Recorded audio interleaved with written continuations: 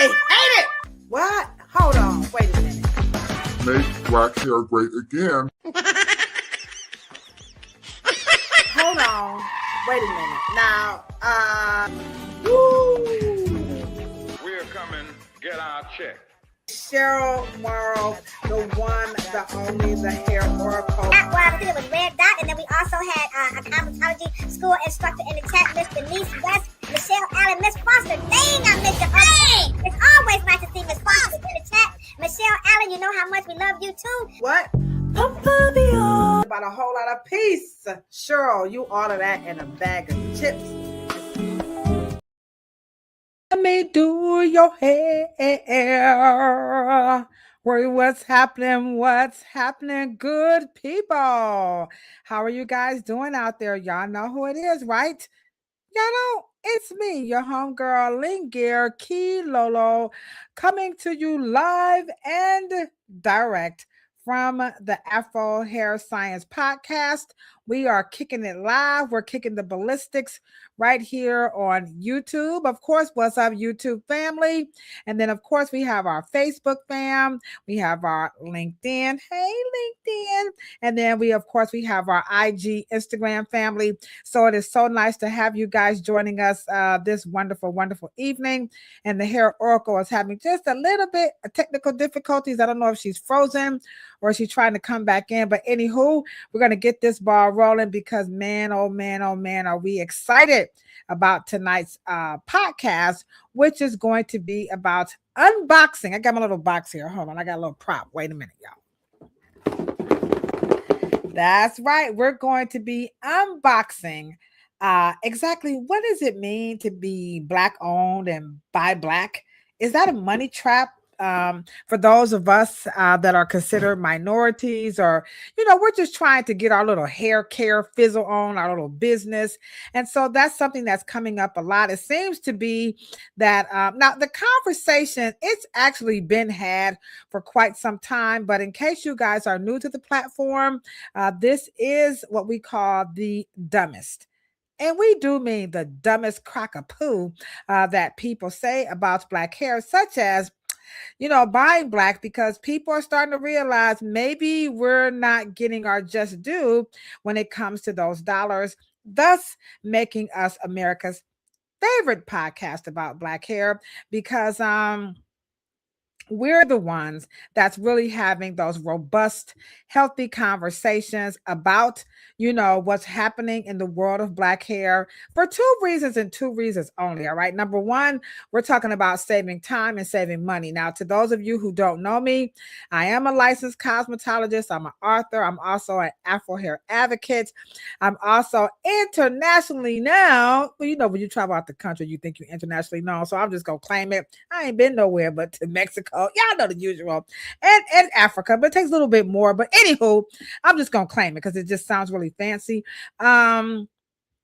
Just really traveling around the world, really, just supporting and pushing the education of Afro hair, because what we're seeing in the world of Afro hair is just not too good. And like I said, we need to have those robust conversations. And this platform is really just to, kind of take those topics and really dissect them and look at them so that you, the consumer, you're not out here wasting money and you're not wasting time on hair care, because what we see behind the chair, especially working at the hair salon, that's giving me some real lived experiences, is that people have really been duped by a lot of the myths and in some instances, disinformation. What's going on, Michelle Allen? It's always nice to see you.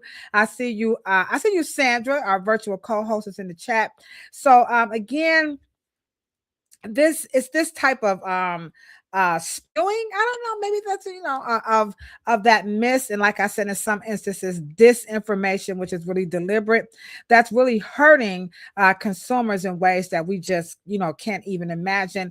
And for me, working behind the chair, I'm just here to tell you, I see it in ways that it's just it's hard to even capture, of course, in one episode. So this is why Cheryl and I have this podcast, because we really don't want you guys out here wasting money, wasting time, on your hair unjustly because you're trying to make it fit into a box. And in the world of social media, they've done a really good job of building these communities to try to help people understand what they're going through with their hair. But unfortunately, like I said, what we're seeing is a whole bunch of money being spent. But the problem of the quote unquote natural hair movement, it's like it's perpetuating. It just keeps getting bigger and bigger and bigger. And so there we have right over here. Y'all know who it is, right? Cheryl Morrow, aka the Hair Oracle, having a couple of technical difficulties. But you ready for us, Booski? I'm ready. Booska-looska. He's ready, Booska-looska. So tonight we're going to unpack this situation here. Now we're going to do this in like 4 themes, okay? And I think I got it all mapped out. So we're going to be very succinct in this regard. And as much as, and this is in no, given order. But can we really be FUBU? Can we really be for us, by us? We got to unpack that. All right. That's number 1. Number 2, the beauty supply stores. There's a difference between, what we buy over the counter and what we use in the hair salon. And that's something that's just, it's kind of, it get addressed differently. I don't want to make it seem like, you know what I'm saying? Okay. And then of course, you have the good old fashioned, just the celebrity brands, right? And then something that never gets talked about. Y'all better get ready for this one. We're talking about, is the science in the bottle or is the science in the hair? Why is it that we talk about Black owned, we don't really get down to exactly what are they putting in the bottle? How are they coming up with their recipes and so on and so forth? And why is it anti-chemical? Why is it, and why don't, or why haven't they just said out the gate, you know what? This is an anti-chemical position, because now they're saying it ain't a movement, right? And then last but not least, there are companies who haven't sold out so far. So we're going to talk about those as well. And again, we are about 187 episodes in here on the Afro Hair Science podcast. And we are live streaming, like I said, on Facebook, LinkedIn, YouTube in the house, YouTube. And then, of course, right here on Instagram. Okay. So again, we got to unbox this. We got to unpack it.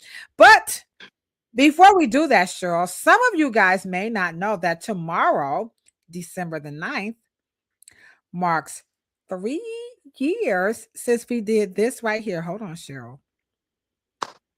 Y'all, what did y'all do 3 years ago, Kilo? I'm gonna show y'all. Just hold up, wait a minute. Here we go. We did this 3 years ago.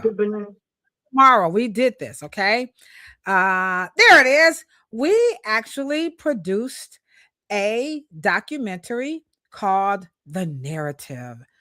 Let the truth be told about Afro hair.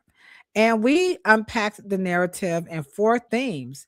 Beyond the hair itself, we did the history, the education, the politics, how we're going to move forward. So that narrative, that documentary could have easily been, how long you think, Cheryl? Man, 2 hours, 3 hours. We actually have to, we actually need to do some more with that. But what I'm going to do is we have a teaser. So what we're going to be doing for the next 3 weeks when we open up is we're going to let you guys see some footage that didn't quite make the muster all the way, just a couple of pieces and bites and sound bites got in there. But y'all know how it is when you're on the budget. Ain't that right, Cheryl? Just can't put it all in there. The narrative unplugged. Oh, I like that. Okay, maybe Cheryl will make a little graphic for that.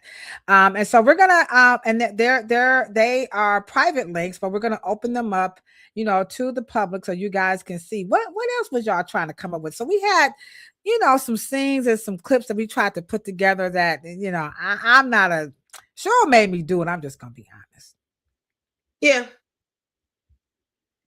Wait a minute.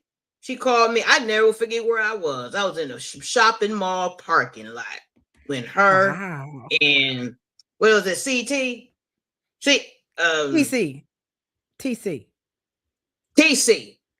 Yes, TC. They was Lewis. telling me all of what they gonna do, what they were, and they was, I don't know what they was expecting. I said, "You gonna do it." Yeah, see, TC was supposed to. What's up, Shakespeare? Shakespeare wrote me a very wonderful inbox/post and Facebook that had me crying all night long. Thank you so much, Shakespeare. I'm just gonna say this as we digress right quick. My father used to always tell me, do the right thing because it's the right thing to do, and always be yourself because you never know who's watching. And you know, when your parents say stuff like that, you be like, shutting up. Well, you know what? Fathers know best. So Shakespeare, I want to thank you for making my dad right once again.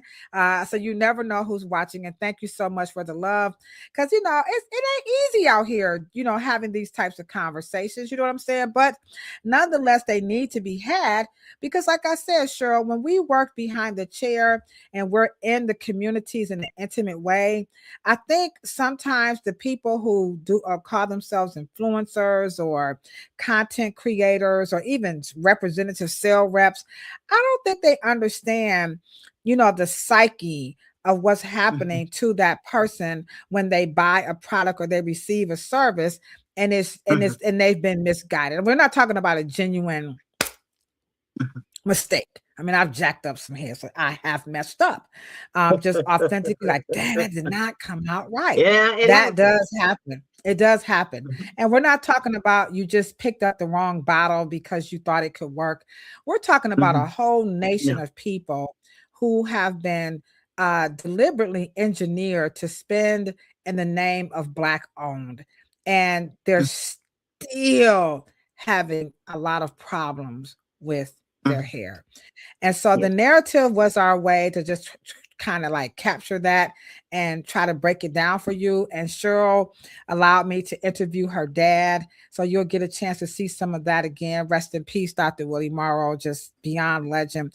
So this clip, I'm gonna I think it's about like 3 minutes or so, but we need to see it. You know, we got some time, so I'm gonna go ahead on and share. Now, this was a teaser. I didn't even know what these were called.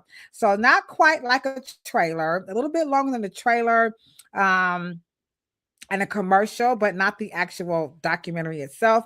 So we're going to play it for a couple of minutes. What's going on, Omi? The graduation is coming up. Don't worry. When I move, you move. Just like that. That's right. That's right. That's right. We got Gambia representing in the house. All right. So let me play this, Cheryl, so they can see. This is some behind the scenes. There's a clip. A couple of minutes. Unplugged. Okay. Cheryl said 2 minutes. I was gonna let the whole thing play. Okay, but I'll let it go for 2 minutes. All right. Let me see if I can share my screen right quick. Okay. Here we go. Share. Got it there. All right. Let me just hit play. Here we go, Cheryl. Here we go.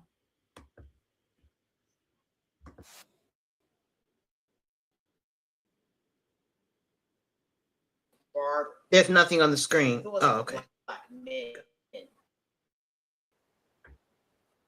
Actually, that the barbershop is where Afro-ness, Afro anything was allowed to exist.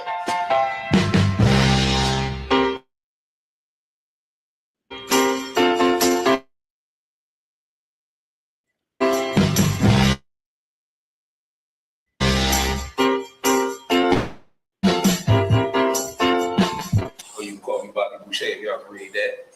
What were you taught in barber school about Afro hair? Afro hair in barber school was kind of bittersweet. They honestly didn't teach a lot. They teach a fail-safe structure on how to cut the human head, but they don't really specifically go into textured hair, curly hair. They pretty much tell you what to do, and then you just wing it from there, and you learn off trial and error. So there is no platform for the Afro hair. in barber college. They literally have nothing for them. It's such, we have to make sure we're talking about the right thing, because racism, dislike and confusion about what to do with this kinky, nappy, hooker, can't ya, don't ya, won't ya, whatever we call this beautiful head of hair. cosmetology as an industry denied the Afro as in a teaching, as in a cultural standard. So cosmetology missed the whole era. How do you think cosmetology school prepared you to work? All right, so there we have it. That's just a nice little snippet there of the of the narrative trailer that Cheryl and I created that one, right? Cheryl, I created that one.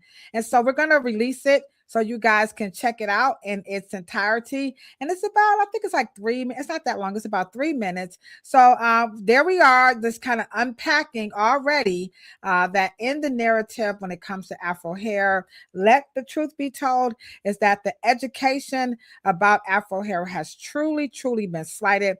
And Cheryl, can you take the opportunity right now to just expound on the cosmetology missed its opportunity to teach about Afro hair? And of course, as we segue into unboxing the Black owned, can they reclaim it, or can it be done? I shouldn't say reclaim it, but can it be done?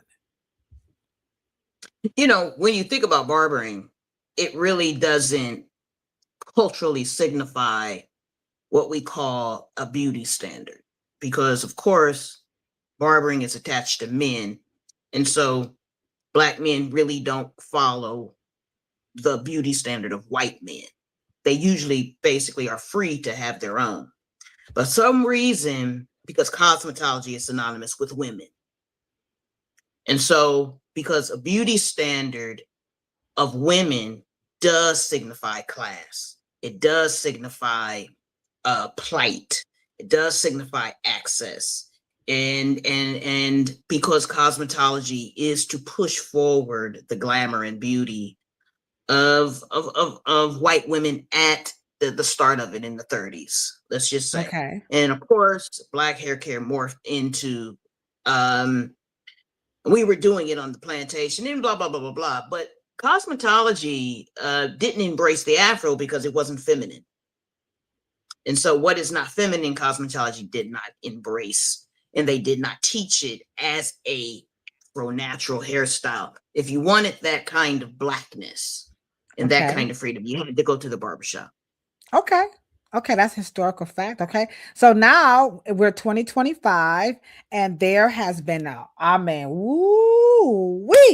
the natural hair community has been spanking that wank on cosmetology for not teaching anything about Afro hair. Now, they're not, though, when you look at social media, the emphasis is on braiding, but I'm sure they mean more than just the braids, but including braids. They have had their, tails put to the fire that they haven't done it. So the question is, will it ever be possible for Afro hair science or the Afro hair education, whatever we want to call it? Do you think it can really enter the realm of cosmetology and barbering education? It can enter ours. We have to stop looking for what we call the cosmetology industry. We are the cosmetology industry as well. We just have to go through the state like everybody else. But ours, we don't have to wait. We can create, even in our salons, and you and I have spoken about that. I believe that salons should become those micro learning labs and clinics. So at the end of the day, there is still room for us to have higher education certificates. So we don't necessarily have to wait until cosmetology and wherever that is, whatever that, when we say it, right? but we can embrace it, because at the end of the day, cosmetology is not an institution that is supposed to teach you the higher sciences of anything. It gives you training to get a set of principles to pass a test so you can have a licensure. That's it. It's training. And so you learn, you have all of the other opportunities to mentor and to intern and to be able to get into other certification programs. Right. So you're saying that this can happen on an advanced training level. So, hey, don't forget, guys, like Cheryl said, well, I shouldn't say don't forget, but how about we say, let's keep in mind that Afro Hair Science does not have to come through the cosmetology or the barbering training and education. This is something that we can do ourselves. As a matter of fact, we're going to be going to Nova Scotia towards the end of the summer, and that's going to put the Afro Hair Science, man, we're really going to say worldwide now, right? Because we've been to Africa, we've been to several states throughout the United States and counting. So of course, if you're interested in us coming to teach it in your community, then by all means reach out to us at that sign at the email scrolling afrohairscience@gmail.com. But here is a school, I gotta brag, that's taking us right into this topic here. Like Cheryl was saying, we don't have to wait. So in the Gambia, they have a graduation ceremony coming up December the 18th. And I sure hope they do it online so that I can participate and see who's all going to walk across and get their certificate in cosmetology and hairdressing. But check out their theme, Cheryl. You're going to love this one. You ready? And y'all hit that button if you like this theme, which Cheryl doesn't know that this is what the theme says. But think about what Cheryl just said. You ready, Cheryl? The theme the graduation ceremony for the Gay and Girl Skills Academy located throughout the Gambia is building marketable competence for a changing world. Let me give them listen here. I keep trying to tell y'all, you know, Africans are on the O, the N, the E. And man. That's crazy. And I'm going to repeat it again for those in the back, that they did not hear what I just said. So I'm just going to go ahead on and I'm just going to repeat it one more again, that the Gay and Girl Skills Academy, the theme that they have for their students is absolutely profound. It is building marketable competence for a changing world. That is love it. Perfect. Dynamite. You can't get no more Black owned than building marketable competence. So with that being said, let's move on over into the competence, quasi-competence, or whatever that we have going on in the world of natural hair or hair care, or both for that matter, when it comes to being Black owned. And let me just use the clips to just kind of help set the tone as we work our way through this conversation. And in no given order, I just want to ask the first question, since Gambia just came out the gate with the building marketable competence for a changing world, is can we be FUBU? Can we be for us, by us? Here's the clip. Check it out. In an industry worth billions, less than 1% of funding goes to Black-owned brands. And most of the products on shelves for textured hair, not even created by us. That's why Cam built Nyla's Naturals, a Black female-owned brand made for our community, by our community. Cam created something different, plant-powered, gentle, family-friendly, clean solutions mothers trust. This is care that puts health first. Cam developed more than just products, topical treatments, nutritional supplements, consultations, a true 360-degree approach to hair and scalp health, biotech innovation, clinically studied ingredients, formulas proven to work, not just promised. This isn't just hair care, it's Nyla's Naturals.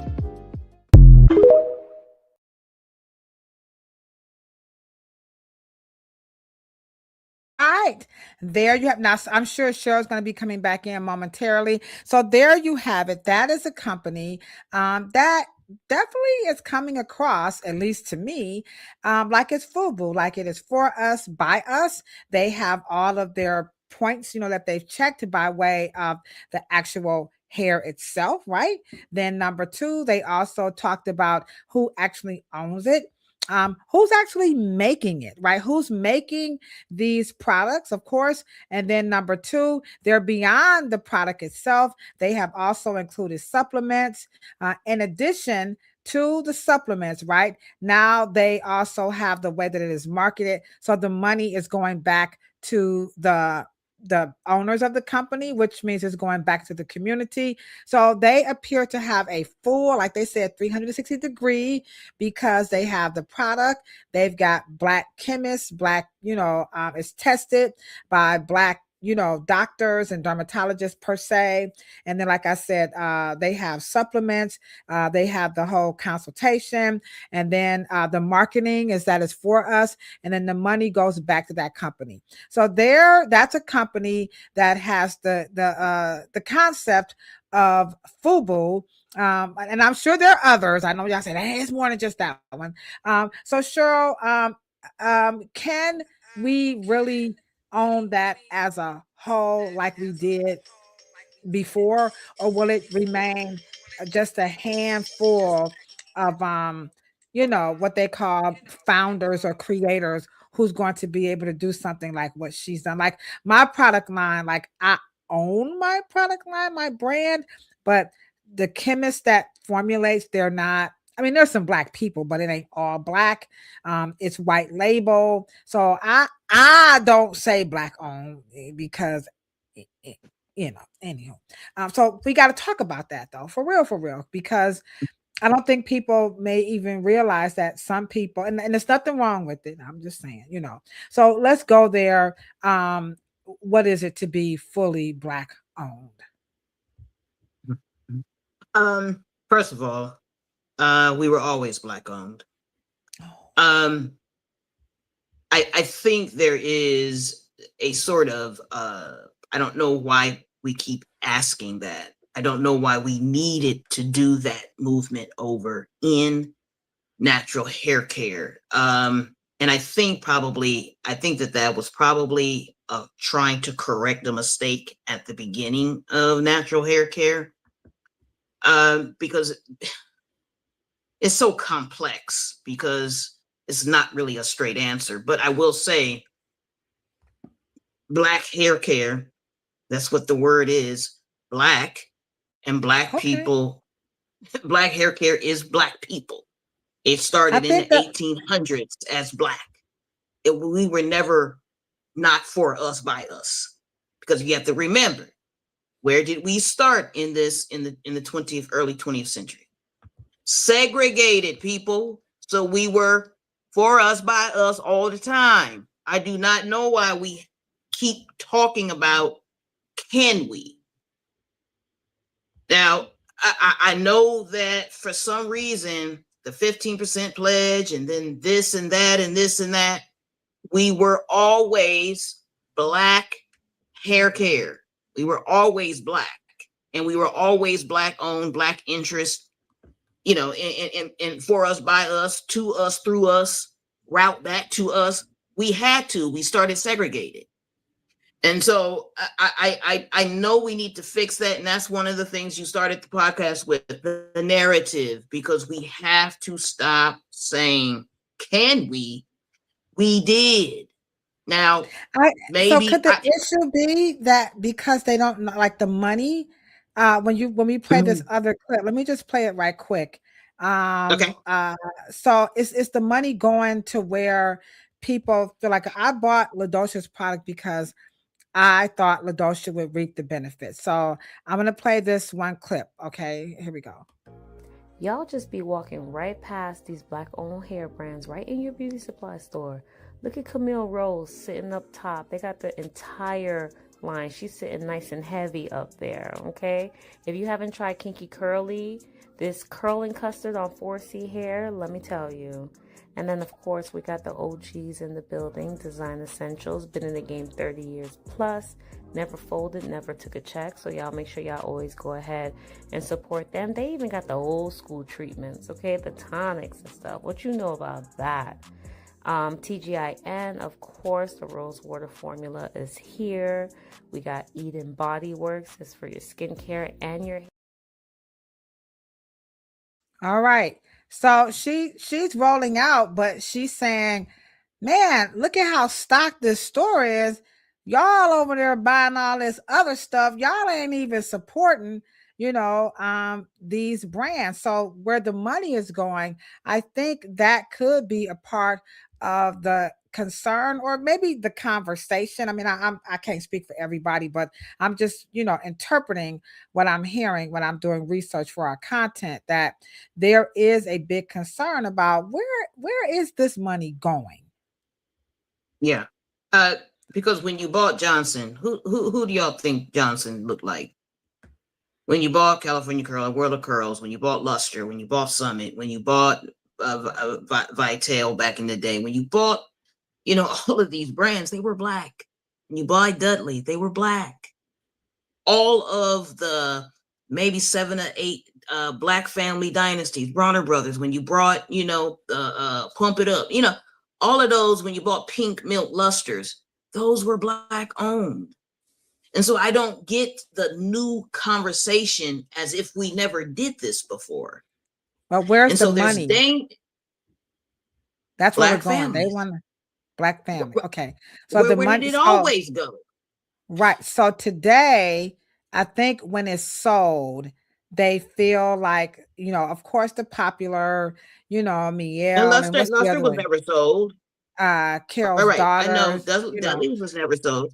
Mm-hmm. Well, Carol's daughter started black owned. Was black owned for many, many years. But can you speak to right? But is it okay to sell it?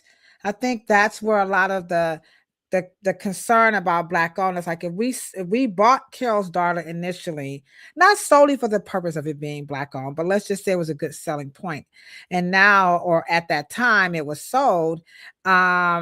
Is that a bad thing that these people like Miel Organics, like they sold out? Like, is this bad? What can we say? I don't want us to I don't want us to think about selling out. Okay. I think we're worried about the brands reaching legacy. And before I thought you were going to say being able to still make it the way, because that's their complaint.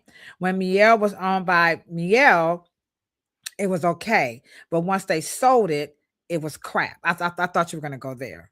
No. Well, you have to also remember, when these brands start small, they're still trying to mom and pop it. And so they're going by recipe. Once you start getting a lot of customer and follower and subscriber attention and social media attention, the brand has to scale. The problem with some of these brands is that they're making it out of their kitchen or garage or a little small warehouse. And then when they grow so big, the problem is it's based not on chemistry, not on percentages, not on weight, from raw goods, right? It's like a recipe in ounces, and they're starting to make it. Problem is that once you get and you're starting to make big batches, that's no longer sustainable. That's the change that most people, black people, say that happens. You have to make it a formula now, because it has to be made the same all the time. And that these companies are not started like that. They're started with an idea. Oh, I'm black. I got an idea. I want to go and buy this and buy that and buy this and mix it all up. And then they put a label on it. But they mess around and get successful, right? Right. And so they're successful. Yeah. And so now they have to scale. And then it becomes a problem. And then you have to reformulate. And then they say it's different. And then they know mentally, that they no longer own it. And then so, it's all kind of. Because Shea Moisture took a hit. They took a hit too, right? When they sold theirs, then they were like, this is not the same stuff, and oh, whoever bought it, they messed up the formula. So what are we saying? Because this is the dumbest shit, we talk about the dumbest shit. So what are we saying to people? Are they to lower their expectations, or are they to understand you may have to go switch to another, like a Nyla's brand that's still kind of maybe making it in a smaller batches and so on and so forth, or just put up with it? So what are we saying to consumers who were just so wedded to those companies, and now it's just not the same hair oracle and key Lolo? What's going us to do? Well, let me just say this. It's the same thing with soul food. You have never tasted out of sight soul food once it goes commercial. Never. Them greens in the can just ain't gonna cut the mustard. No pun intended. So so I can control the flavor in a big pot of greens, but I can't control the flavor when I'm making greens for 2,000 people. Because how many in the people in the chat agree with that? It's something in soul food that has to be manageable batches. So you can put the right seasoning with the right, you know what I mean? And so when you get bigger, right, and you get bigger, somehow you lose the flavor of what it's intended. And so let me just say this. If we start on formulation, then we won't have to we can get into licensing deals and still keep the brand the same. But because most of these brands are starting with ounces, recipes, when they get acquired, you have to transfer what they are doing in small batches. You got to now scale it into gallons and vats in very large volume. And so to them, it may not seem the same, but at the end of the day, that's one of the markers of being successful. You got to go to now formulation so you can make the same product all the time. Shea Moisture is a peculiar brand because all of these brands are not made by people who know what they're doing. Not one of them. Wrong China, did you hear what she said? Messy boots. Right. Messy boots. So these are no. They're made by entrepreneurs, not beauty legacy or beauty interest or hairstyle.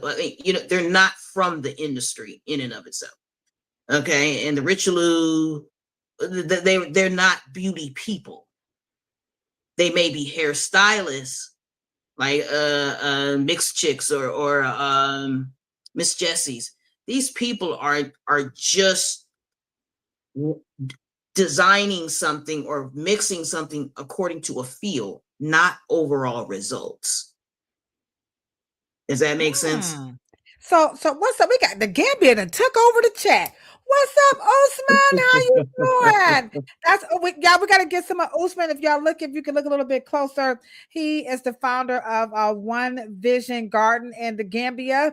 So Usman, don't worry, we're going to get you on. So the Gambia that took over the chat. So as we said, but not Cheryl, for real now. Okay, so come on now. So you're saying that when they, if they take over the company, right? No, I'm backing up. I went ahead. Let me come back. Mm-hmm. Okay. So you're saying that they mix it to the way it feels, right? So let's help them out in real time with why is it that when a Black-owned company makes a product that makes the hair feel that it feels good, it doesn't quite turn out right for the hair. Can we just, where's the, because you said that like we missing something there. So what would the consumer be missing? The consumer is mixing that these people are entrepreneurial ventures. The celebrity brands are incubator ventures. These are not beauty-oriented oriented hair scientists, hair oriented legacy people. They're Wait a not minute, a Cheryl. rose medal. Hold on. Wait a minute. What you talking about, Willis? You know, this Cornell West, Dr. Amos Wilson, Dr. Bob. Listen, Cheryl, you got to back it on up. Now, you know you're going to have to break this down because we in the chat like, what you talking about, Willis? So you said I don't forget what you said again now, that there's a difference between all of the formula, the mixing, and people who making it. Like, what you mean by? And then you said the celebrity ain't the same thing as a Right. So you have the legacy Black hair care. Those are the ones come from the South, eastern part of the country, come from the plantation, come from what we call beauty culture science. Alkalins, acids, totally so different. they wasn't just mixing up. Oh, right. I didn't know that. Okay. Then you have natural hair care movement. They were trying to get away from so-called chemicals. They were going natural because of the influence of Aveda, all of that green and natural ingredients. So you have the natural hair care industry, the Black hair care legacy industry, and now you have what we call celebrity incubator brands. And these are the white firm behind the Black face, right? And so these begin, and then they begin to create a protocol, and then they get some, and then they sit it in front of the celebrity and say, can you integrate this? Do you like this? Do you like that? What should we do? What should we change according to your people? And what should we do here and change this here? And you like the colors? And then that's the sellout part that we talk about, because we know, don't y'all? We know something right. Yeah. Oh, okay. Let me shut up. I said it wrong. Me and Omi we take it. No. But here we go. They're still lending their NILs, their name, their likeness, their image, and they do have some kind of advisory position. And then they become the face, okay? What we call the Black face, celebrity dome industry.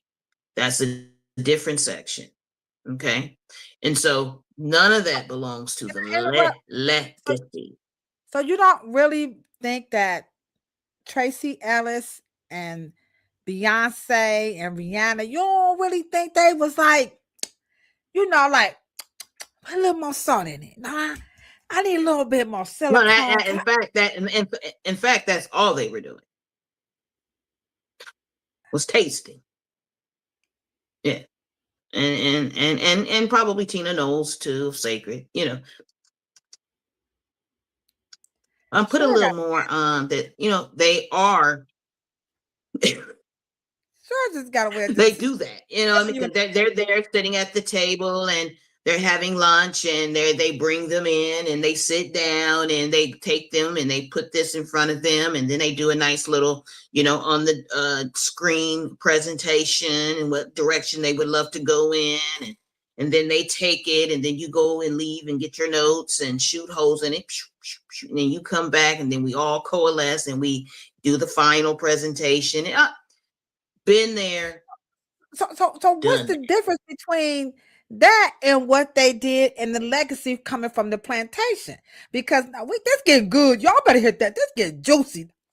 Shit, I love this shit. Okay, now, so what would be the difference? I mean, they wasn't on the plantation at the focus group. So well, you got to remember now, their predecessor, which is their great grandmother or their grandmother. Now, what was the name of Madam C.J. Walker's movie? Is it $5 in a Dream? You mean the smarter generation of Black people, like I like to call them, the ones that are alive today on the planet? You mean they now need $5 million to do the same goddamn thing that their grandmother did with little or no money. And see, once you understand that muckery, that's muckery. Okay. Ooh, So you have to understand.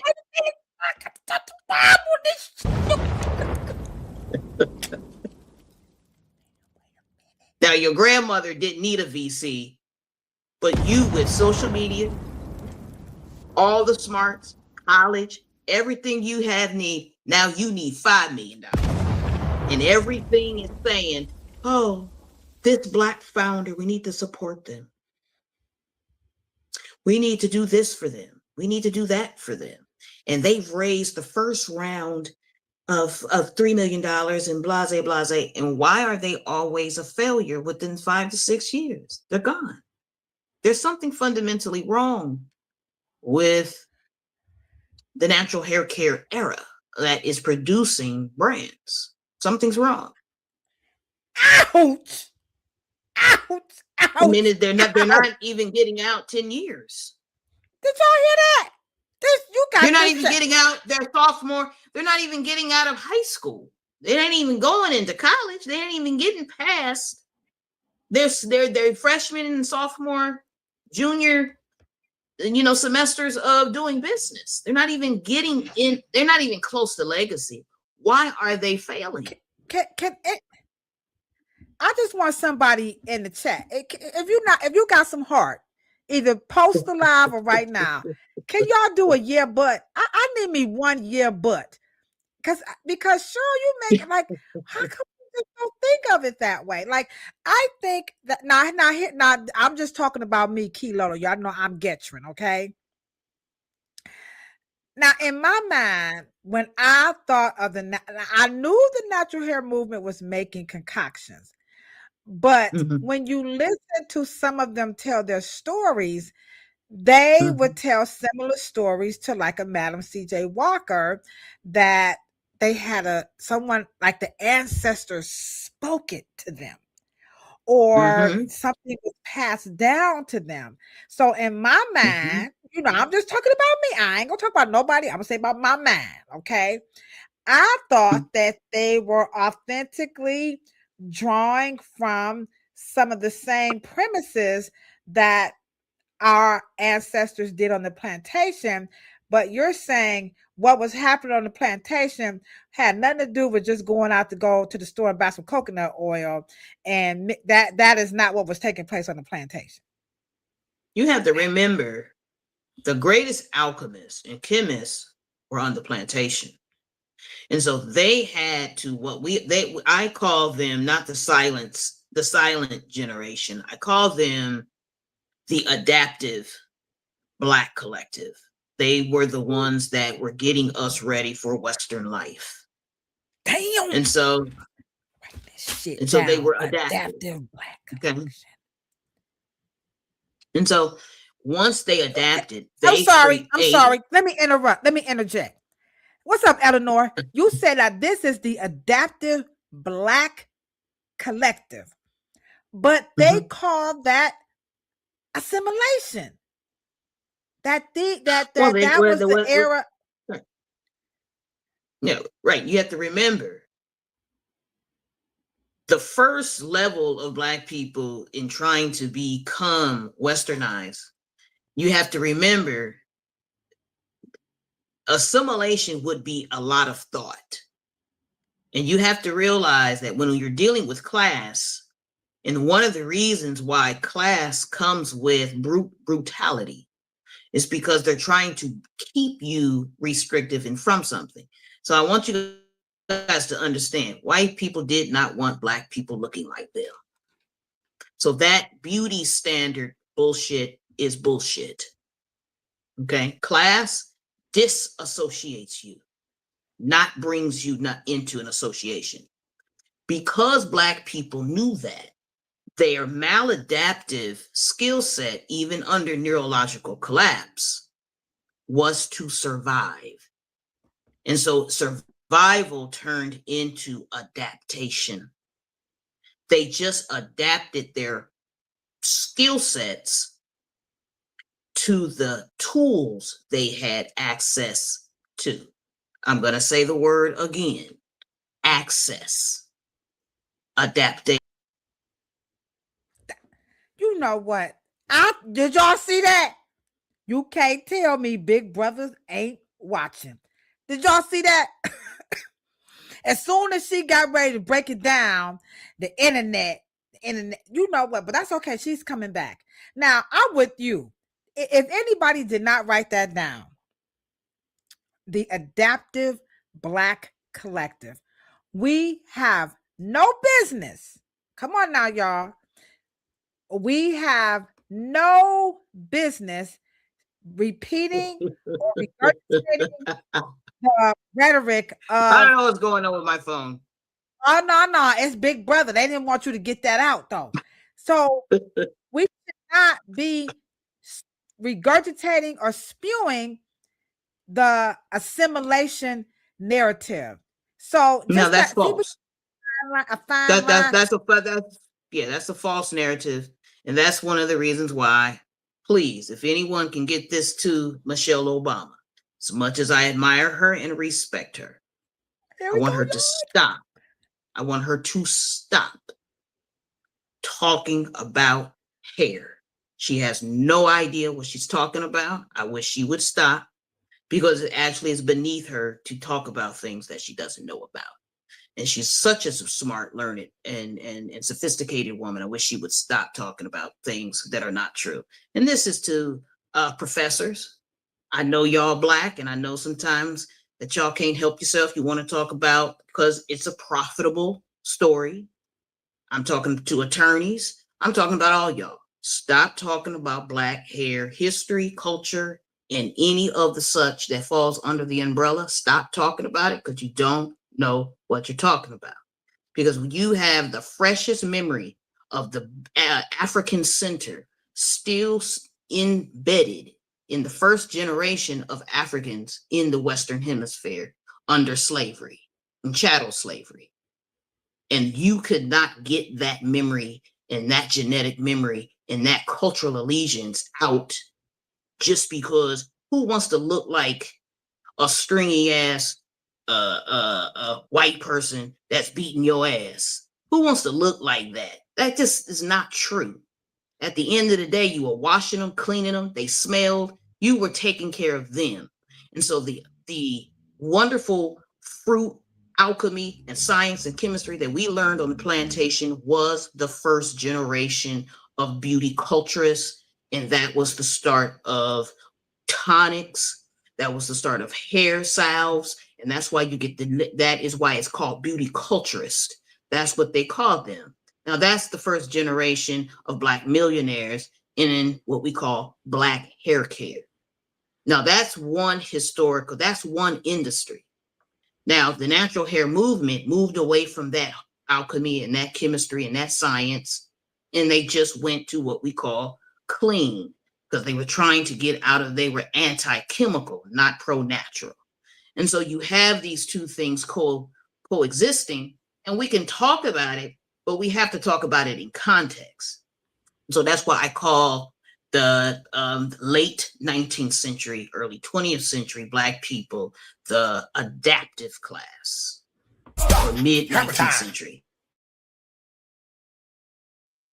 They adapted. They got us into some practices. They got us into how to be able to straighten the hair, how to be able to clean ourselves. However, because we didn't have a lot of time and a lot of grooming space and time to do those things, we have women's hygiene, men's hygiene, keeping Black men on the plantation because of being sold away from our families. We understood grease created a darker hue in the hair.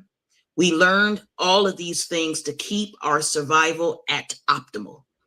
That is adaptation, not assimilation. And when it comes to a beauty standard, I want you guys to stop saying assimilation. That takes thought. We didn't have a lot of the time to think. We were trying to survive. So adaptation is the proper term. And we adapted to what the tools we were given. Hair pullers. when we were doing fire, when we were doing most of our tools came from grooming livestock.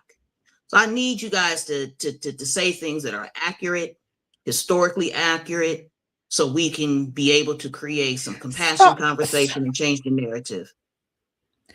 I mean, I'm enthralled. I'm in capture. I'm just like hanging on to every word. If you're doing the same thing, please subscribe to us right now. Cause baby, let me just move just a little bit. Eleanor, I'm just gonna move a little bit. So how the hell we get to assimilation then? Like how we get there?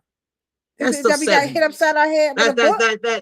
That's those 70s. That's those what we call hope everybody's feelings don't get hurt, but that's those overclass Black folks that want to put some classical, that's that classical kind of coming out of, getting hit in the ass with a book, and trying to create some pseudo Black pride and to move us away from, as slave history. Yeah. Right. As if, African phenotypical features don't have a broad spectrum.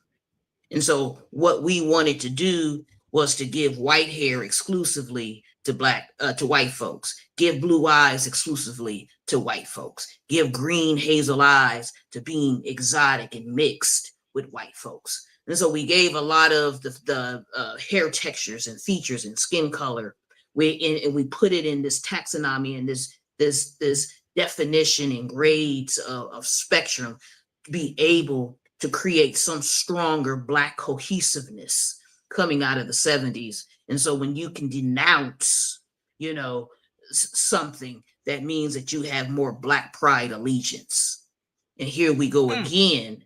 That is when Blackness and needs to be offset by recreating the African center that we all have genetically, spiritually, ancestrally, and to do what we need to do economically with that African center, if that makes sense. It does. Hence the gay endurals building marketable competence for a changing world. God dog it. If you haven't attended the Gay and Joel Skills Academy, you probably ain't learned. No, I'm just kidding. This is so powerful. I never knew the conversation was going to go this way because, I mean, I never did understand the assimilation theory, though I could have never articulated. I don't think nobody could articulate it like Cheryl. If you could articulate it like Cheryl, then I can do that in the chat. But I'm going to tell you right now, I just could never do it. I never bought the assimilation story before we move to the next topic for one reason and one reason only. That whole narrative of trying to, be white. Everybody got that picture of their grandma that was like in the late, early 1920s and 30s when it was like that rustic, and they had the hair coiffed. I don't think I could have said to my big ma, hair alone does not camouflage you. I mean, my grandmother was like, oh my God, so beautiful and so Black. Yeah. I just cannot see that. So that was my thing. I mean, like if you got your PhD from the 70s all the way through like 2000, let's just say 20, can y'all really? Black folks need to worry about what I do with my Black money, or even if I create Black money. Don't worry about what I do with my hair. Don't worry about my pheno traits. Don't worry about my physical features, what I do with my features. Worry about what I do with my Black money. And if I create Black money and Black opportunities with Black money. And that's one of the things that Dr. Morrow raised us with, because at the end of the day, my whole childhood, young adulthood, even to this day, I get calls. I got to go send Black manufactured Black product into Black hands then when I get Black money, what do I do with that money?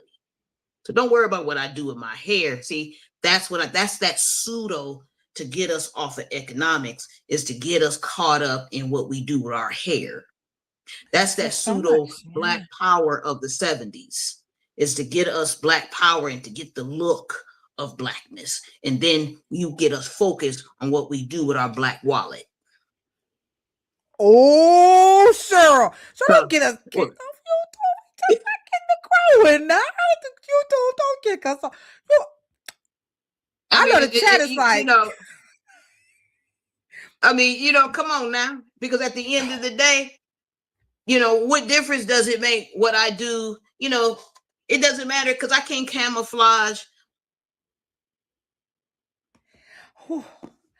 oh, hey, I don't know about y'all, but I'm feeling like Nelly.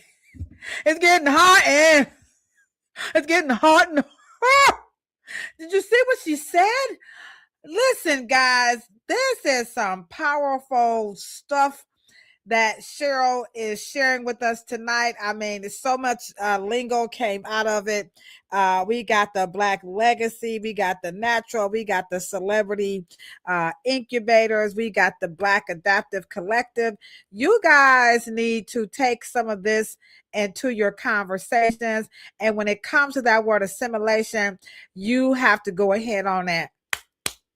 Spank that wank, and as we used to say in the old school days, kill that noise. You know what I'm saying? We need to stop saying that because we have no business. Like you said, Yate, the power is in the money. How are we just getting caught up in this? It makes sense, but I've said it once, and I'm just gonna keep saying it over and over. And I know what y'all gonna say. Like, Ladosha, what you gonna say? How many times you gonna say? I must keep saying to the cows come home. You ready, Sandra? You ready, Yate? Which, by the way, Yate had a beautiful podcast last night. Y'all go ahead and check it out. Yes, she did. I looked at it. She's going to resume in 2026. But anywho, I digress. This is what I was gonna say. I'm gonna say it again, and I'm gonna keep saying it. I just can't believe Black people fell for it. I just can't. I just how. I think Black people. I think Black people are just in a perpetual cycle or loop that we just keep wanting to start over. We cannot be heirs to save our life. We cannot continue what ancestors have done. I tell you what, guess what? White folks going back. They go back. They honor their ancestors. They go back to the old playing book. Boy, these Gen Z, Alpha generation and millennials, they say they can't handle it. They got to go back for another 50, 60 years because this is crazy. Their grandfather had Black people to help them. Their grandfather had all kind of people help. See, that's how they think in their mind. That we start over. And then what did we talk about last week? Tracy Ellis Ross, you know, begging and crying and complaining because, you know, they don't have full access to cultural currencies. In other words, basically just saying, you know, we need the rest of history. You know, so if we just stop starting over, we won't have to do that. Well, this last clip that we're about to show, okay. Now this one, because like you already done broke down so much stuff, but now we're gonna go back. Let's go on back. She said we're gonna go ahead and going back to the beauty legacy brand. So here is a content creator talking about the science, okay, when it comes to what's in the bottle. And then to me, like you said, Yate, this is very eye-opening. So I think this is a good way to kind of round this topic up about unboxing the Black-owned hair care money trap, which shows that that's what we need to be focused on, is that dang on money. Okay, here we go. This gentleman has this to say about the science when it comes to what's in these products. What's going on? Here we go. So there's a conversation on whether or not Black-focused hair care brands are as science-packed as the white counterparts, and the truth is most of them really aren't. To add context to the conversation, yes, every major brand sold in a store is made in a lab and it's made by a cosmetic chemist. But just because science was involved doesn't mean science is the focus, because marketing is king. Many of these products were initially created by their founders mixing oils and butters in their kitchen. It eventually scaled up from that, but the branding pretty much stayed the same for a lot of these brands. That focus being on natural ingredients, and when you're focusing on natural ingredients, there's not much room for innovation. And truly, innovation is slow across any brand in the hair care space. Innovation is risky and may confuse consumers, so a lot of brands shy away from innovation unless it's a part of their marketing story, as is the case for K18 and Olaplex and Redken. But it's not part of the marketing story for many of the black brands that were founded on natural principles. This is why their innovation is mainly focused on releasing a new type of oil and butter instead of releasing something groundbreaking. But in 2025, there are, of course, many black brands that put a focus on innovation more than just being natural. You have Sacred, you have Design Essentials. It ultimately boils down to what are you looking for in a product. If you like the ethos of a deeply nourishing product with natural ingredients, then products like Shea Moisture and Cantu might be up your alley. But if you're looking for your hair to do things that aren't inherently natural, like repairing damaged bonds or going long periods of time without getting dampened by humidity, then you might want something that's more innovative.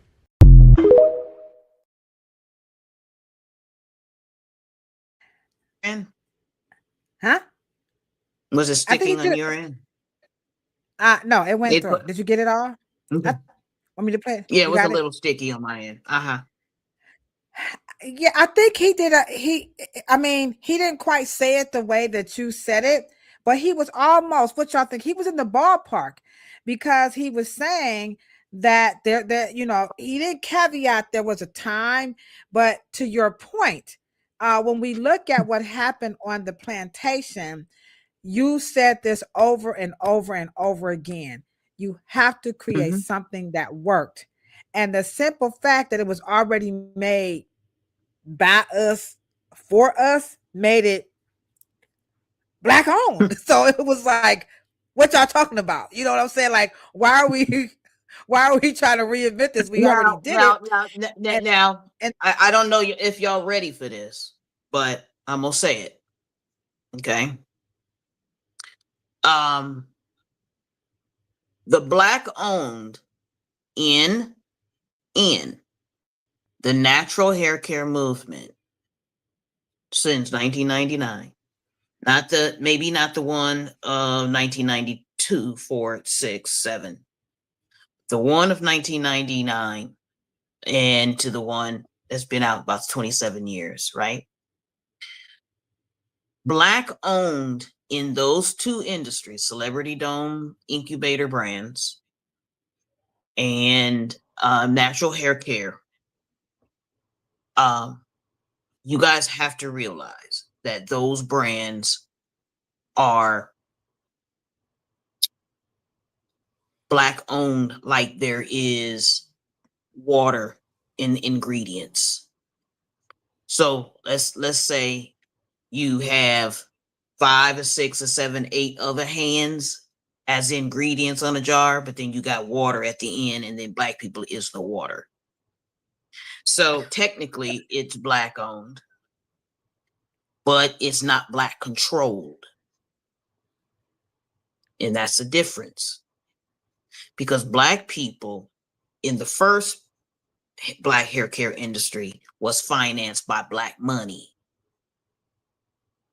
Natural hair, they are bragging about how much white folks' money they're raising.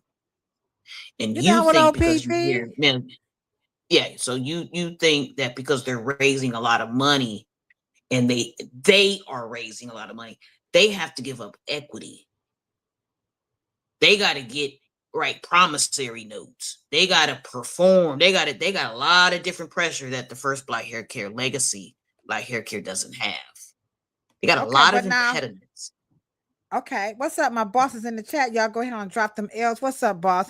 But now I was thinking along Eleanor's line. But isn't the first ingredient like the base? So when you in your analogy, they're just using us. Water and what yeah, but when you see water is the least insignificant ingredient in any product. What that mean? I'm sorry, y'all. Y'all know I'm Kilolo. Water doesn't do Water doesn't do anything. Water just makes the other elements mix together. But it is insignificant because it doesn't do anything for you. It doesn't do anything for your hair. It doesn't do anything. And so what I'm trying to say is, and just because it's a black woman's dream, the moment she is asking for white money in terms of equity, Just like when See? these brands go on Shark Tank and they say, "Oh, such and such and such and such a, I want $250,000 for 20% equity." So the shark says, "Okay, I'm willing to give you 300,000 for 40% equity. You get my partnership, you get my contacts, you get my manufacturing. I'll get the price down for you." And then we start exchanging it like that, right? "Oh, I have all these purchase orders that I can't fill because I don't have any money." You got to give us some ass to get that money. And that ass usually is equity, right? So when you talk about Black owned, it's really technically a trick. And it fixes the cultural collective's brain in the Black consumer. You see? But to the point of the last clip, go ahead. No, I'm listening. I'm listening. But to the point of the gentleman, okay. But to the point of the gentleman who, and this will all kind of come together, of what he was saying is that there was a time, though he didn't frame it exactly the way you framed it. I think because he didn't know the history like we didn't, he probably couldn't articulate it. But there was a time in the creation of making products for that hair, right? You didn't have that, like you said. So there was no, "You think I can go to Mrs. and ask her if she can let me get some money so Massa won't know?" It wasn't none of that. They really had to use, like you said, that alchemy there because of what they did on the plantation. They understood the plant process a little bit differently. Like your father knew about molecular structure and how to split them.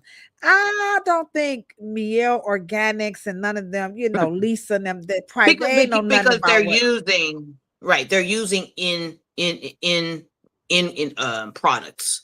Let's say instead of making an oil, they just buy it in bulk, and then they'll start mixing it. These are mixology brands. These are not custom brands from raw goods. Right. Whereas on the plantation, raw materials. Sure.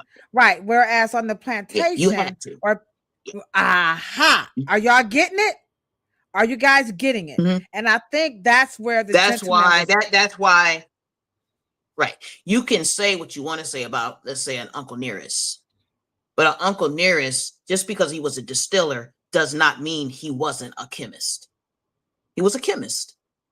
He just happened to be a distiller.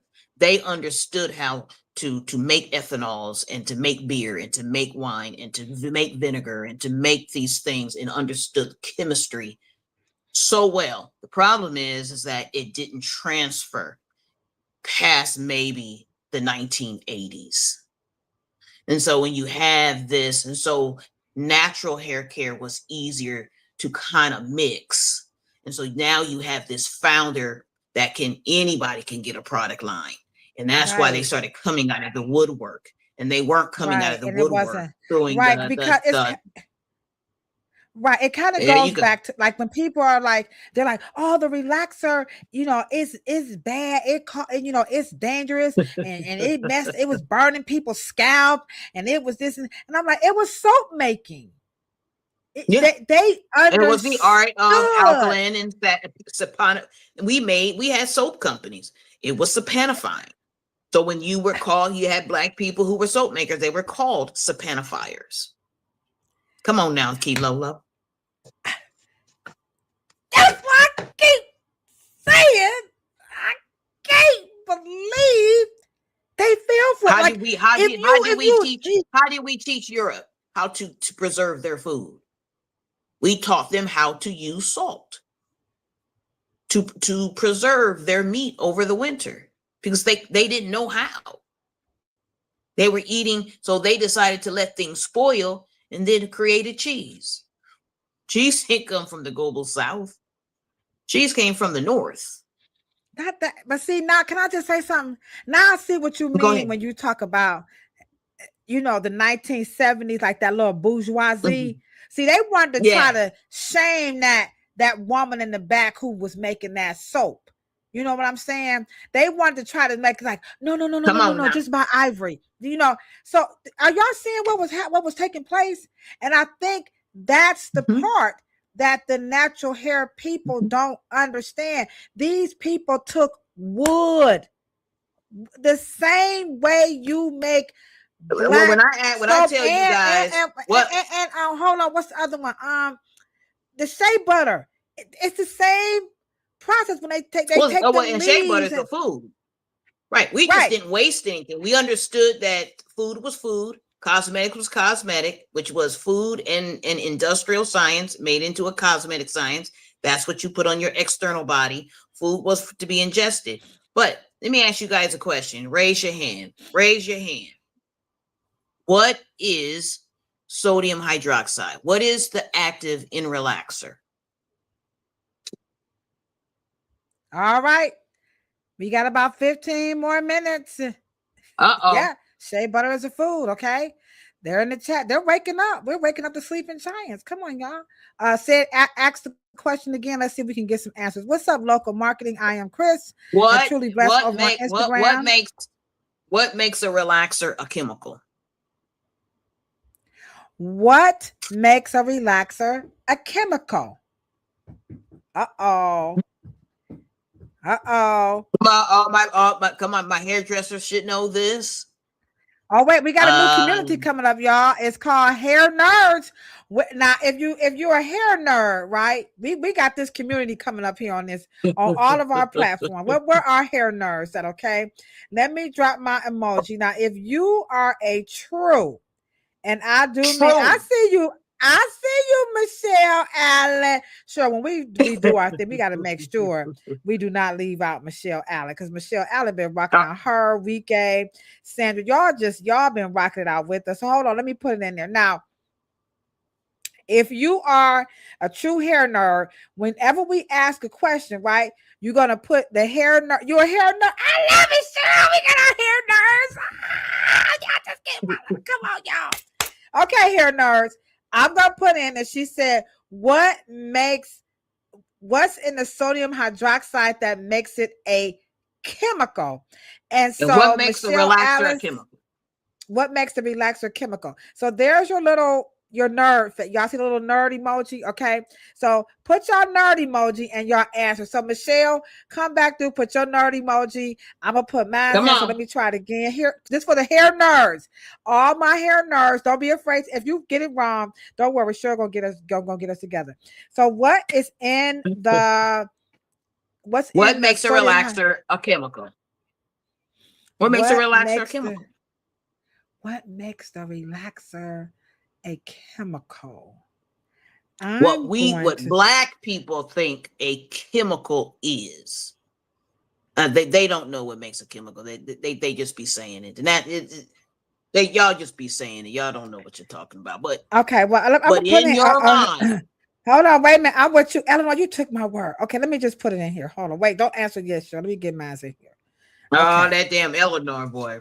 And Eleanor, she's a hair nerd. Come on, that's my okay. Okay, so I put mine in there. All right, come on, y'all. Let's be scared. Let's have fun tonight. We got about 10 more minutes. Okay. Come on, y'all. All right, let's see. Let me see if somebody on Instagram says something. Don't be scared. Don't be shy. Okay. All right. Hey, Marcin and D. All right. Anybody else? Repeat it again, sure. I don't want to mess it up. But we got what makes a relaxer a chemical? What makes a relaxer a chemical? I'm going to put the first answer up by Michelle Allen. And she said it would be a salt. All right, let me show some more. Hold on. Okay. And then Eleanor said sodium hydroxide, aka lye. Our hair nerds is popping up. I put hold on. I put hydroxide. And Michelle Allen, is she getting all foxy? Hydrogen peroxide. Okay. So this is what the hair, all my hair nerds. All right, hair nerds. And I got my glasses on too. I hope y'all got your little nerdy glasses on, at least my little readers, okay? Okay. I need these, by the way. All right. So right. who okay. So technically the word would be LYE. However, however, what is lie? Now you guys can look it up. Y'all can look it up. What is lie? Go ahead, Eleanor. Go on the kitchen. Look at Eleanor. I'm a hair nerd. Go Stanky. I'm a hair nerd. Go Smelly. I'm a hair nerd. Go get it, Eleanor, with your bad self. With your bad self. Okay. All right. So let me look up lie. What is lie? Hold on, y'all. Now I done did so much on this, but I just got to, what's Cheryl say? Don't cook it up looking at. What? Oh, should I say what is lie made of, Cheryl? No. Yeah. What is lie? What it is lie? What is lie? Okay, hold on. What is lie? All right, hold on. All right, let's get the AI mode. Okay, we're gonna get it. Hold on. And what does it say? AI. Okay, hold on. Okay. What is Eleanor say? Let me go back. Hold on, here we go. It's better in the other one. Okay, here we go. Let me show it up. Hold on, sorry guys. You ain't got to show you got your dancing emoji. Real Roosting already got it. Okay, there you go. Here you go. She done already went there. Okay. I want to share. All right, what is it? Just make it. Go ahead, start talking. Hold on, let me share the screen. Okay, what is it? What do y'all take? I'm not exactly sure. It says lye is a strong alkaline chemical, most commonly, called sodium hydroxide, known for its caustic nature. It's a role in soap making through a process called saponification that converts oils and fats into a soap. Oil and fat into a soap. And okay, so let's just get to make us big again, because I'm on my phone and I really can't see. So. Okay, I got you. Okay, so hold on. All right, hold on. Right. Okay, I did right quick, show before you do it. I did. Hold on, wait a minute. So the question is, well, how is lye made? All right. Lye is made historically by leaching hardwood ashes with water. All right, now let me take it down, Cheryl, because I knew that was going to come up. They were going to ask, well, what is it made out of? All right. Lye, come on. Shoot, it won't stop. There we go. Okay, there you go, Cheryl. Sorry. All right. So for you guys want to know, the answer was lye. That's what makes it a chemical. And now you want to know, what is lye made of? You don't cook it up, look it up. It is a strong alkaline solution used to make soap. Historically, is made by leaching hardwood ashes with water. You can't get no more organic than that, right, Cheryl? Leaching is when they burn it. They burn it and they take off the ash. So where's the chemical?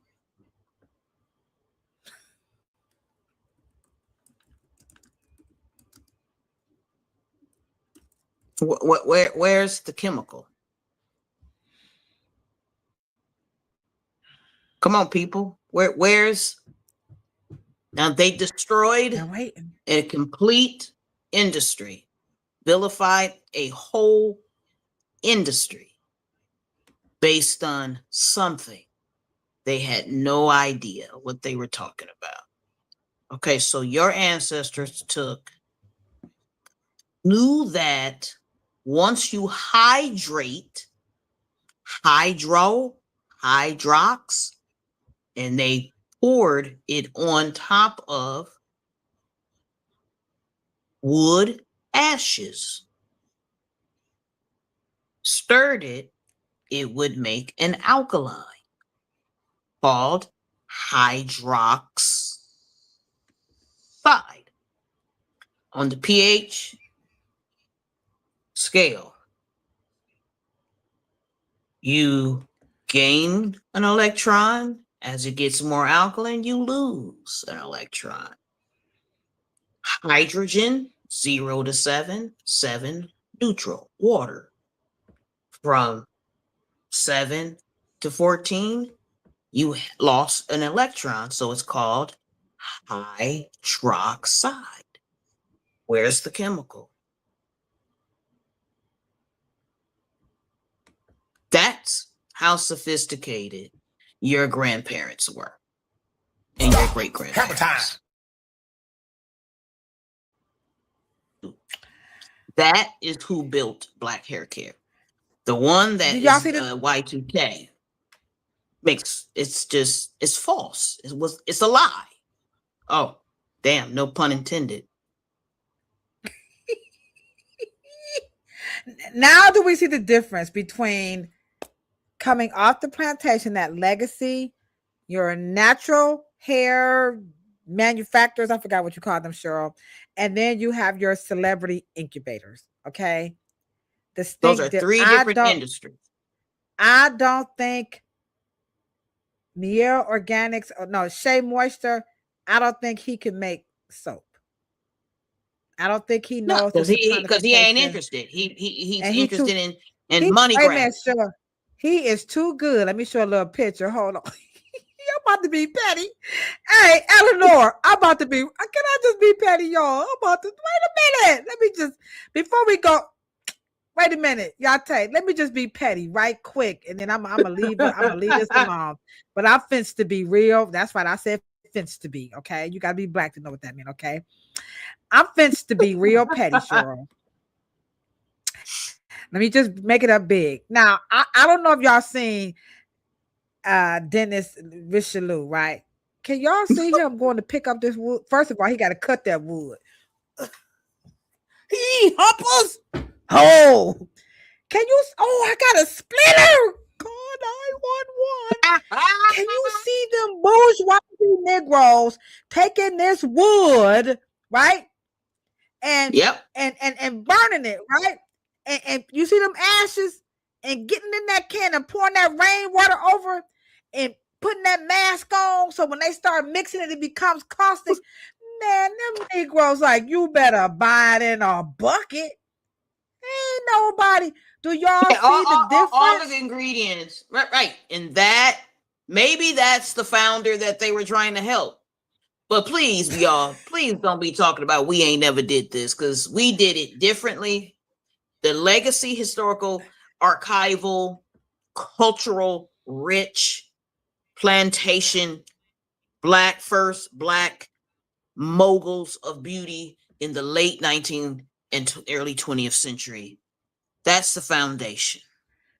They were extremely natural. They were extremely brilliant. They were extremely alchemy. They extremely knew chemistry and biosciences. That's how they came up with all of those remedies for the livestock, for the military. We were the doctors in the military. We understood what the body needed because we had to. Just go to the Library of Congress. I'm sorry for interrupting. I'm sorry. Go to the Library of Congress and y'all pull them historical records of the Civil War, and you will read for yourself what Black people was doing to save those men during the Civil War, because that was during that first, that they called it the Spanish flu, right? Even the Black Plague before they came over here. All that history says that came from what? Them, not washing. This is not, we're not trying to be talking about folks. This is just history, y'all. So please, Cheryl is telling the truth. And the most important thing before we wrap this up, Cheryl, Eleanor said, damn, I should have had more conversation with my granny. If you work in a salon, or if you have anybody in your family that's over at least 80, 78, 80 years old, I promise you on everything I own, that average 80-year-old African American can tell you how to make soap. I will put my dang on entire career on. Wait a minute, not only make soap, baby. They can tell you what they did for businesses on the side, baby. You ain't did no hustle until you understand the hustle of your great-grandfather and great-grandmother. You don't know no hustle. They couldn't walk in no Woolworth. They couldn't walk in no Sears and no Nordstroms and no Neiman Marcus and no Macy's. They had to sew their shit. So home economics. What's that? Wait a minute. Wait. What did you think the relationship between George Washington Carver and Mr. Ford was? You think that he was just so in awe of this little educated, squeaky Negro. man with this little squeaky voice? No. Negro, colored. He built the engine of the Western world in the cars. They did not have the chemistry for it. The carburetor, the fuel injection, the gasoline system, the oil system, the water system. They didn't have the science for that. That's what George Washington Carver and that relationship was about. That's what aviation. They didn't have them Negroes on that plantation just looking. They weren't just field hands. And that's why I keep telling you, money gone with the physical labor. Fine. The world is ran on information. So if anything I want, don't forget no reparations. I just want the consultant fees. Because what we told white folks how to do is what we told them that's more valuable to me as far as I'm concerned. But you are absolutely right, Eleanor. You should have had more conversation with your grandma. And if you have some more elders, please speak to them. Michelle Allen, lye is not a chemical. Sodium hydroxide, that's the chemical name. That's right. All plants, and they have those technical names. So is that what it's called? I want y'all to understand. Right. XIDE. I want you guys to understand prefixes, because before you can understand chemistry, you have to understand the glossary terms, and especially in prefixes and suffixes. Okay. Hydroxide means a caustic water. Caustic is replaced by alkaline, high in alkalinity. Okay. That's all hydroxide means. Sodium is what you eat, is a natural. But hydroxide is a natural water. It just means in high pH. And I'm still asking you guys, where's the chemical? I'm still looking for the synthetic, because in your mind, you keep looking for a chemical. If that makes sense. And with that, we hope y'all ready for us next week. I got a Zoom meeting coming up in a minute, so I gotta get ready for that one. But anywho, okay. We're gonna be back here. Y'all love this one. Y'all like, damn, this one was good. We keep telling y'all, yeah. She said, what you mean by synthetic, Cheryl? Right. You guys keep thinking that a chemical has some outside or disconnection with plants, molecules, salts, acids, food, plant, botanical, or herbal. They do not. Raw materials come from the same places. They're just manufactured to be in different forms. Insoluble, inorganic, organic compounds, right? That all have different charges. Hydroxide has a higher charge, which is on the positive charge, which is on the high end of the pH scale. All of this connects together, but we're still talking about inorganic or organic substances from the natural plant world. And I'm still waiting for you guys to tell me, where is the chemical in sodium, calcium, hydroxide? Now that you know that hydroxide is just water. They like, oh, sucky, made from wood ashes, which is on the salt side, high charge, positive charge of the pH scale. So I'm waiting for you guys to tell me, where is the chemical? I'm waiting for a smart ass natural hair care person, a Black African god, all you Negroes, tell me, where's the chemical?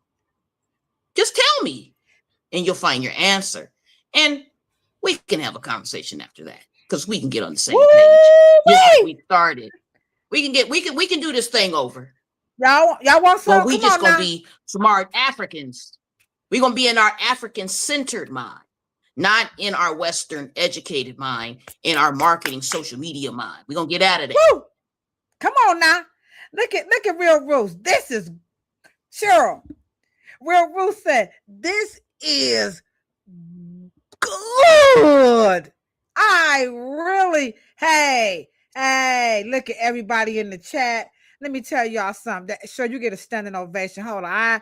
I got to get to my Zoom, but I got to hold on. We got to give Cheryl her flowers. We got to get a flower thing. I'm going to see if I can make one of those. But for the time being, let's give Cheryl a big, fat, standing ovation. Put them hand clap emojis. Come on, y'all. Thank you. Come on now. It's all love. It's all love. It's all love. This is what makes this America's, and we do mean this. This is America's favorite podcast about Afro hair. You're not going to get this anyplace else. And we like to take something and make it very, very, very simple because, like I said in the beginning, as we wrap this up, the dumbest shit that people say about Black hair, we really trying to deliver y'all from the evil, not evil, but the evil of ignorance. And that's why I keep saying over and over and over again, I just can't believe Black people fell for it. If you don't want to read about how they made soap, anybody, like I said, 75, 77 and up, I promise you, because they ain't had none of this stuff. They knew how soap. They'll tell you about the rainwater catching. Just ask them. Eleanor says she wish she had talked to her granny. So please, y'all, go talk to your granny, your aunties, your uncles that can barely talk. You know, when you talk about, you know, everybody got uncle like that. My uncle, they know some shit. Don't let them fool y'all. As they know. Hey, by the way, please go watch Roland Martin interview Fred Gray. He was the attorney. Yes, I'm gonna listen to that after this. Oh yeah, please go watch it. And he talked about the husband of, I think it was Rosa Parks. It was either Rosa. Oh, he was a Pullman porter that was funding the initial boycott. And he said the guy who was a Pullman porter, he was not highly educated, but he was highly elevated. And that is the perfect phrase for our ancestors. They may not have had all this high sodium hydroxide, they did not. Guanidine. They didn't have this language, okay? But they were highly elevated. Please go check that interview out. He was, this man, oh my God. I mean, oh my God. We're going to be back next week, and we're going to talk about the ego, how the ego edging this out, these influencers and all these people, how this stuff gets pushed aside. So we're going to take this conversation a little bit further and talk about how folks got so uppity and didn't even want to go chop up the wood. Why wouldn't they want to go chop up the wood and, learn about this stuff themselves? So we're going to talk about that next week, but we're going to be back here on Thursday, right? And we are going to be talking about all this. Oh my God. For all you hair professionals, I think Cheryl going to eat this one up all by herself. I'm just going to go get me some tea. So this is how it's going down. We're talking about pricey haircuts. We're talking about the hustle in the barber and beauty industry. Y'all see them everywhere talking about if you ain't charging this much money, you ain't making no money. The man that tried to kill, he put out a gun on homeboy for not lining up his head right. What's going on in the barber and beauty industry where we just I'm the best cutter alive. Ask about me. We just hustling. But don't forget to please go check out Kafele. Here he is. He's offering this right now. Here From the roots guys. of tradition to the rise of technology, a new era of beauty culture innovation begins. Introducing the first ever African Intelligent Virtual Natural Hair Show, where the art of natural hair meets the power of artificial intelligence. This is not just a show, it's a revolution, a movement to celebrate Black excellence, creativity, and the genius of our roots.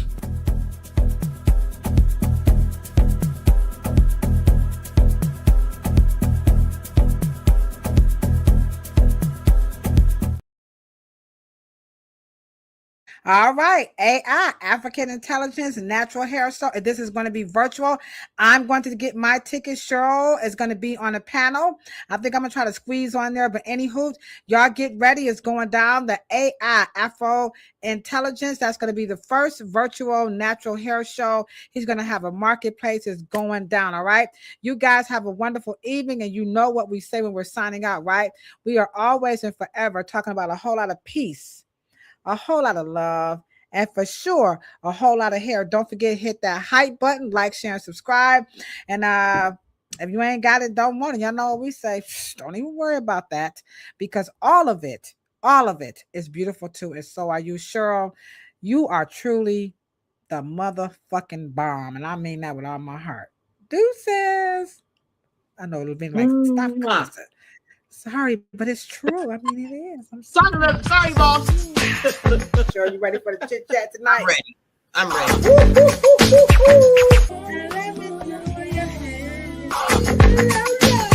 Bam, bam, bam. He or she said, cancel this damn show. They hate it.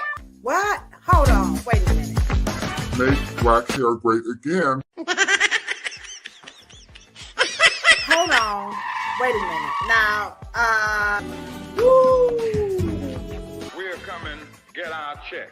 Cheryl, Morrow, the one, the only, the hair oracle. Well, I think it was Red Dot, and then we also had a cosmetology school instructor in the chat, Miss Denise West, Michelle Allen, Miss Foster. Dang, I missed her. Hey! It's always nice to see Miss Foster in the chat. Michelle Allen, you know how much we love you too. What?